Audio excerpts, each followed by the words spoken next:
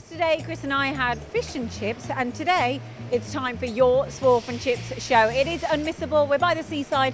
We're at West End Precision in North Devon, and this gentleman doesn't know I'm going to go up to him, but what's your name?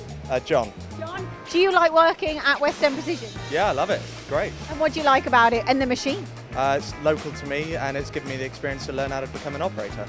Brilliant. We're going to meet this guy and so much more. The guy who runs the machine shop. It's going to be a good one. Make sure you watch him.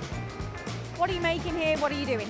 It's high volume stuff, lots of brake assistant stuff. We do a bit for the oil and gas industry, but the key strapline is massive volumes. That's our thing. We Massive don't volumes, do turn changeover. parts. Turn parts, yes, all turn parts. No milling, all turn parts, all volume, all from Bath.